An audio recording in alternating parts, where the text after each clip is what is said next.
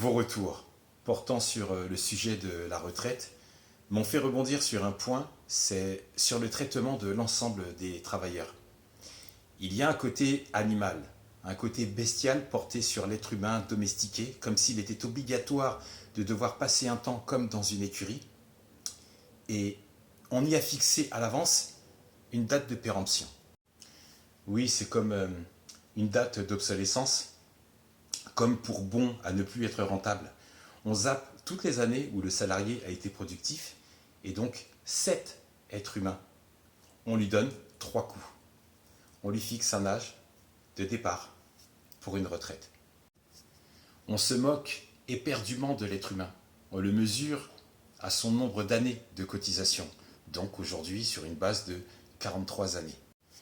Celui qui a commencé à charbonner à 19 ans, il pourra partir à la retraite à 19 plus 43, 62 ans. Celle qui a commencé à travailler à 30 ans pourra partir à la retraite à 30 plus 43, 73 ans. Ok. Le premier, il a trimé à l'usine, il a poussé de la ferraille, il a cassé des galets sur les quais de Seine, il a respiré de la poussière. La seconde personne, elle a effectué effectivement de longues études, d'où sa prise de poste à 30 ans. Et tu me diras que jusque-là c'est logique. Mais de quelle logique parle-t-on? Souvent, ceux qui ont commencé à travailler très jeunes, c'est des tafs fatigants, des tafs physiques, exposés à l'extérieur, à subir les conditions météorologiques. Moins 8 degrés cet hiver sur les chantiers, où le vent, la pluie, la grêle, un déménageur, un manutentionnaire, le port de charges lourdes font que le taux de mortalité de ces travailleurs est affolant. Alarmant et très affolant puisque entre 62 et 64 ans, ils sont rincés, usés par le travail pénible et on observe qu'en 2021, 553 460 retraités qui décèdent.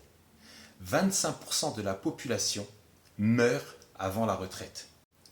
Donc tous ceux qui espèrent une retraite digne et honorable, de pouvoir voyager, de profiter de ses enfants, de ses petits-enfants, le système a fait en sorte que ça leur sera impossible. 25% des plus pauvres meurent avant la retraite. 43 années de cotisation pour tout le monde.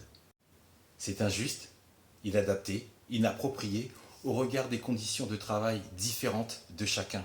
Mais quelle est cette logique? 43 années pour un maçon, 43 pour un comptable, c'est absurde.